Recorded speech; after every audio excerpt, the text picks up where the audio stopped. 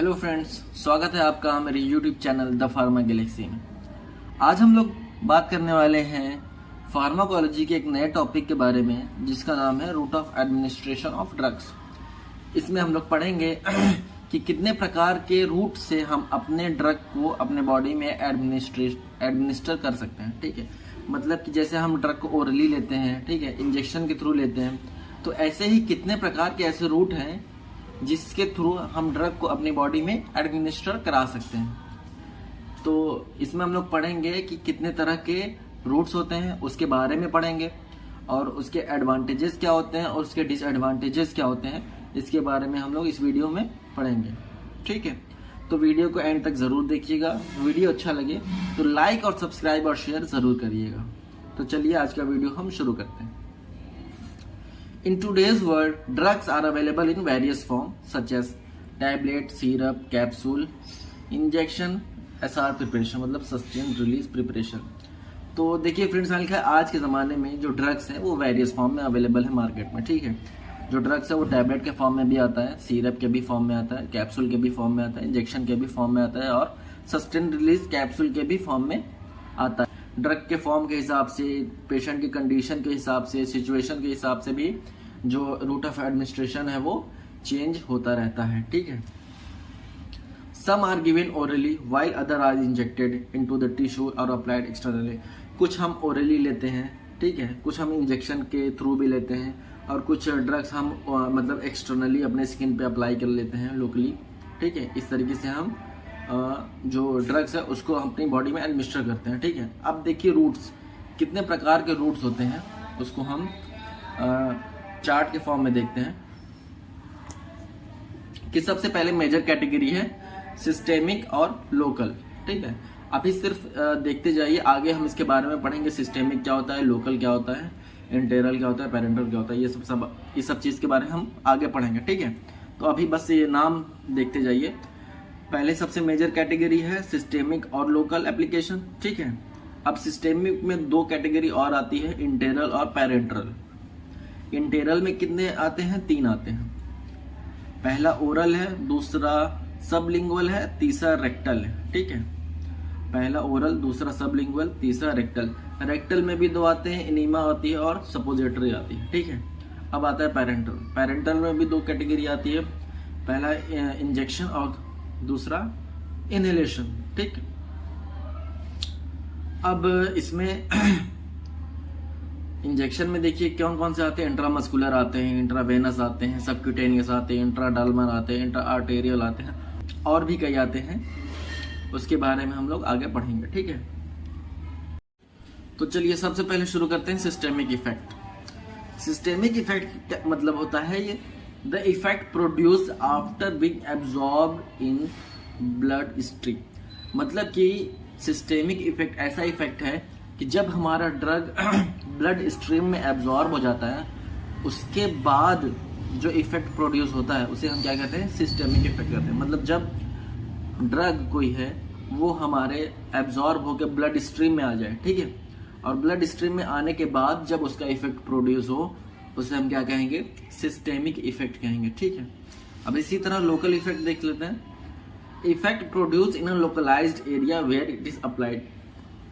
Local मतलब कि कोई भी, जैसे स्किन पे हमको मतलब कि चोट लगे, ठीक है, या फिर हम लोग जल गए, तो जो लोकल इफेक्ट होता है वो लोकलाइज्ड एरिया पे ही अप्लाई होता है और वहीं पे उसका इफेक्ट होता है। ठीक है, जहां पे उसको अप्लाई करते हैं। मतलब मान लीजिए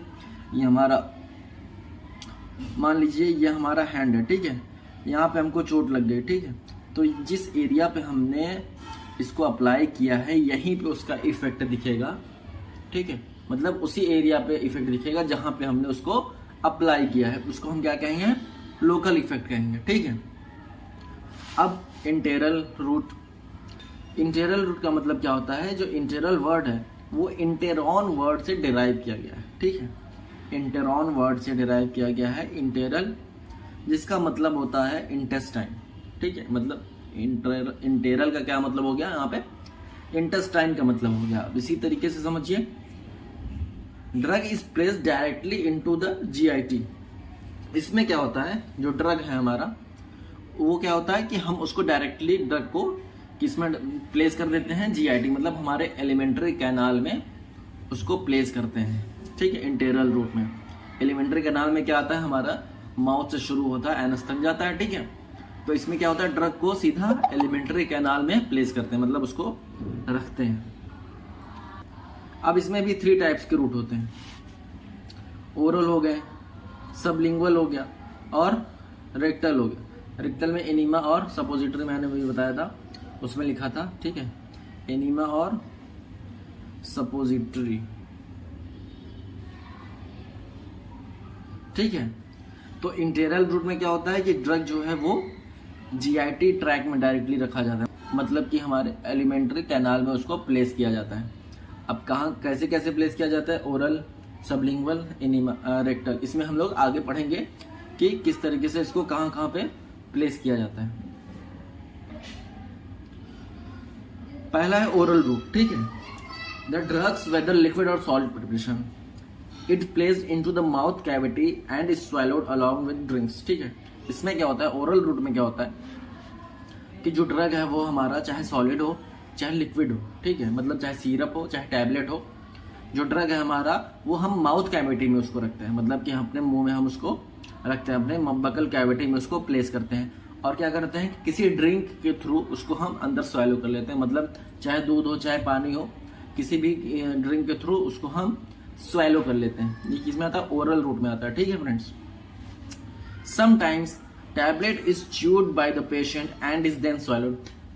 कई बारी ऐसा भी होता है कि ड्रग को पहले हम चबाते हैं फिर उसको स्वैलो करते हैं, मतलब उसमें ड्रिंक की जरूरत नहीं होती, वो च्यूएबल होता है, हमको उसको चबाना पड़ता है फिर इसको स्वैलो करता है। इसमें फ्लेवरिंग एजेंट मिला दिया जाता है क्योंकि पेशेंट को जो है वो टेस्ट जो है वो बैड ना लगे और वो आसानी से वो चबा ले उसको, ठीक है।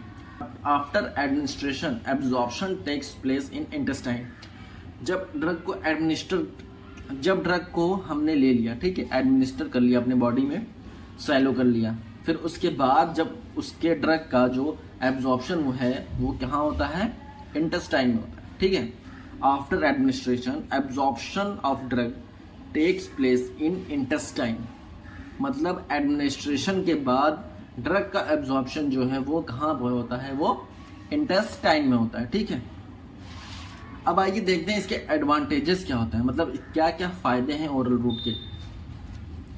Most commonly preferred and used route, ये सबको पता है, ओरल रूट सबसे ज्यादा इस्तेमाल किया जाने वाला रूट है, ठीक है, और डॉक्टर भी सबसे ज्यादा ओरल रूट में ही ड्रग को प्रिफर करते हैं। Does not require any special skill, drug को ओरली लेने के लिए हमें किसी स्पेशल स्किल की जरूरत नहीं है। कोई भी 10 से 15 साल का बच्चा अगर मैच्योर हो जाए तो वो आसानी से टैबलेट को ले सकता है ओरली, ठीक है। इकोनॉमिकल होता है, सस्ती भी होती है टैबलेट्स, जो ओरली लिया जाता है वो सस्ते भी होते हैं, ठीक है। Drug to be utilized here needs no complicated process like sterilization. जो ड्रग्स ओरल रूट में दिए जाते हैं उसको किसी कॉम्प्लिकेटेड प्रोसेस के थ्रू जाना जरूरी नहीं है, ठीक है, मतलब जैसे इंजेक्शन जो होता है वो एकदम स्टरलाइज होता है, ठीक है, तो उस हिसाब से यहाँ पे किसी भी स्टरलाइजेशन प्रोसेस की जरूरत नहीं है। वो ड्रग कोई भी कॉम्प्लिकेटेड प्रोसेस के थ्रू मतलब कि उसको जाने की जरूरत नहीं है, ठीक है। Very convenient from infant to aged people, ठीक है, आसानी से ये ड्रग किसी को भी दे सकते हैं, चाहे वो बच्चा हो और चाहे वो बड़े मतलब एडल्ट हो, ठीक है। बच्चों में खास करके उनके जो ओरल रूट के ड्रग होते हैं, सिरप वगैरह होते हैं, उनमें फ्लेवरिंग एजेंट मिला दिया जाता है क्योंकि जो बच्चे हैं उसे आसानी से अपने बॉडी में ले लें, एडमिनिस्टर कर लें, उससे मतलब ज़्यादा प्रॉब्लम ना हो, ठीक है।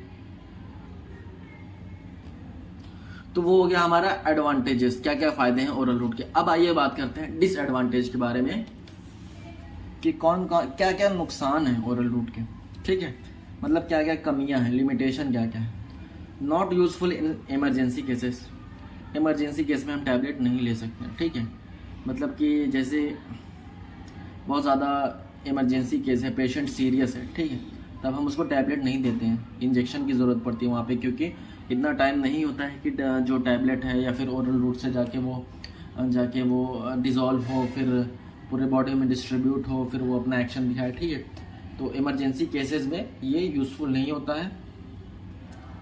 Can not use in unconscious patient and uncooperative patient. मतलब कि जो पेशेंट बेहोश है वो तो जाहिर सी बात है नहीं खा पाएगा, ओरल रूट से वो कैसे लेगा। अगर वो पेशेंट जो है वो अनकॉन्शियस है तो वो यहाँ पे वो ये मतलब कि एप्लीकेबल नहीं है, सूटेबल नहीं है ओरल रूट, ठीक है। और इनकॉपरेटिव मतलब कि जो पेशेंट कॉपरेट नहीं कर रहा है, मतलब कि खासकर बच्चे ऐसे होते हैं जो मतलब कि थोड़ा नाटक करते हैं कि नहीं भैया हम दवा नहीं खाएंगे, ये है वो है, ठीक है। तो इनकॉपरेटिव पेशेंट में भी थोड़ी प्रॉब्लम आती है। Patient with vomiting diarrhea can not consume by this route. Patient जो ऐसे पेशेंट जिसमें वॉमिटिंग या डायरिया हो वो भी ओरल रूट से ड्रग नहीं ले सकते हैं, उनके लिए भी ये रूट सूटेबल नहीं है, ठीक है। Certain drug preparation such as insulin undergo degradation in GIT hence cannot be given by this route। कुछ ऐसे प्रिपरेशन होते हैं जैसे इंसुलिन हो गया, ठीक है, वो GIT में जाने के बाद डिग्रेड मतलब कि वो ख़राब हो जाता है, डिग्रेडेशन हो जाता है उसमें, ठीक है। तो ऐसे प्रिपरेशन जो GIT में एंटर करने के बाद डिग्रेड हो जाते हैं, मतलब डिग्रेडेशन हो जाता है उनमें, तो उनके लिए भी ये रूट सूटेबल नहीं है। Certain drug like testosterone destroyed by the liver cell. कुछ ऐसे ड्रग होते हैं जो लीवर सेल से डिस्ट्रॉय हो जाते हैं अगर हम ओरल रूट से लें, ठीक है। तो उनके लिए भी ये रूट सूटेबल नहीं है, ठीक है फ्रेंड्स। आई होप आप सबको समझ में आया होगा। अब आइए शुरू करते हैं सबलिंगुअल रूट, ठीक है। इसमें क्या होता है, the medicament is to be placed below the tongue and is allowed to dissolve in the mouth cavity, ठीक है।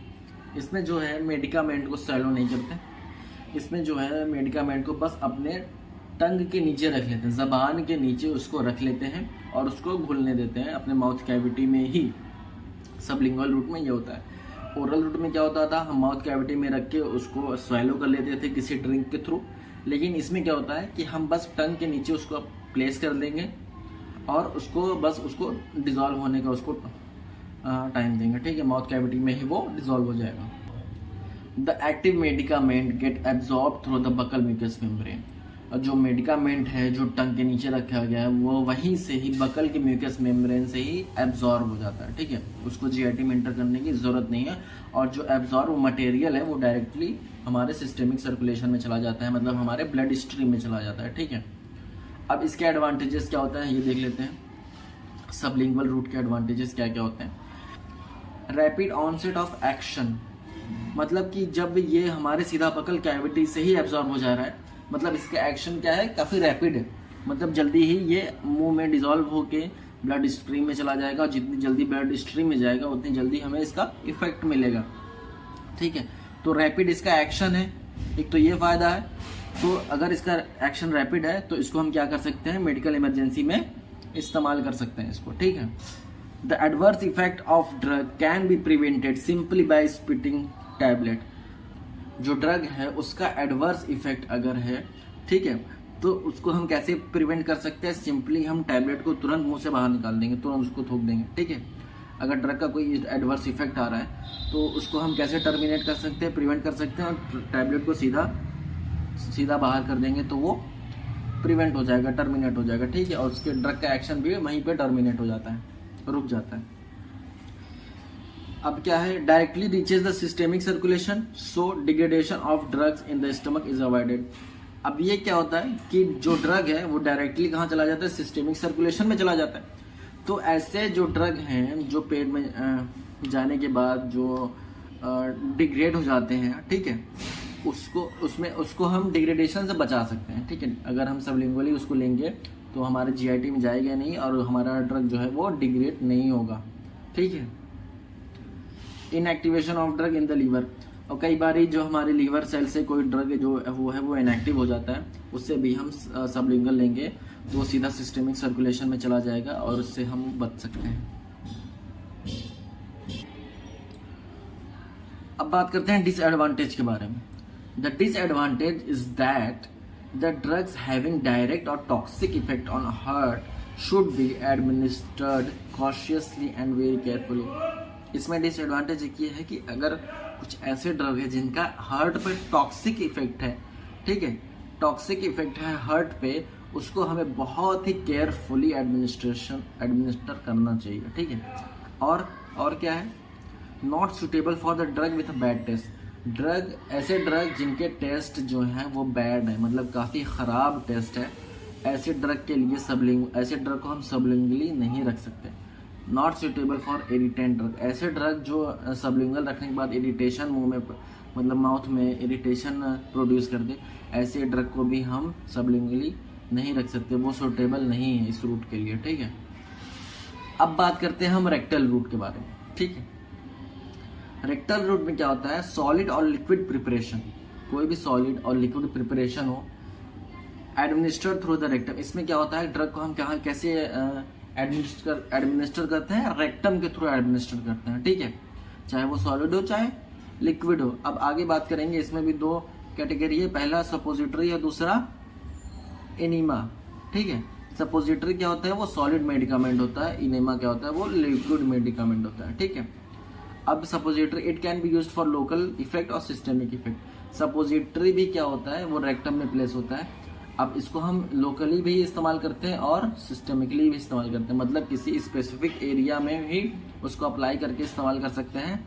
ठीक है, और सिस्टेमिक इफेक्ट के लिए भी इस्तेमाल कर सकते हैं। ठीक, एनीमा में क्या होता है, एनीमा भी दो प्रकार के होते हैं, इवैक्यूएंट एनीमा, एक retention enema. It is evacuant enema जो होता है वो it is employed to remove the fecal matter. जब हमारे इंटेस्टाइन में फीकल मैटर जो है वो ड्राई हो जाता है और नहीं निकलता, तो हम इवैक्यूएंट एनीमा का यूज करते हैं उस फीकल मैटर को वहां से निकालने के लिए। ठीक है, इंटेस्टाइन से उसको निकालने के लिए। रिटेंशन एनीमा का मतलब क्या होता है, fluid contain medicament retained in the rectum, the medicament acts locally और समटाइम्स सिस्टमली। कई बारी मतलब कि कुछ ऐसे, मतलब डिजीज जैसे अल्सर हो गया, ठीक है, उसको ठीक करने के लिए, उसको ट्रीट करने के लिए हम रिटेंशन एनीमा का इस्तेमाल करते हैं। ये ऐसे मेडिकामेंट होते हैं जो रेक्टम में जाके रिटेन रहते हैं, वहाँ पे जाके रुके रहते हैं। ठीक है, और वहाँ पे जाके चाहे वो लोकली भी इफेक्ट कर सकते हैं और सिस्टमेटिकली भी इफेक्ट कर सकते हैं। ठीक है, मतलब कि स्पेसिफिक एरिया में भी इस्तेमाल यूज़ हो सकता है उसका, और ब्लड स्ट्रीम में वो इंटर भी कर सकता है। ठीक है फ्रेंड्स, तो यहाँ तक हो गया हमारा इंटेरल रूट का, इंटेरल रूट में क्या क्या चीज़ें आती हैं और उसके एडवांटेजेस क्या होते हैं और उसके डिसएडवांटेजेस क्या होते हैं। ठीक है, तो आज के वीडियो में इतना ही। अगले वीडियो में हम पढ़ेंगे जो पेरेंटल रूट है उसमें क्या क्या चीज़ें आती हैं, इंजेक्शन और इनहेलेशन के बारे में। ठीक है, तो वीडियो अच्छा लगे तो लाइक और सब्सक्राइब जरूर करिएगा। मिलते हैं अगले वीडियो में, धन्यवाद।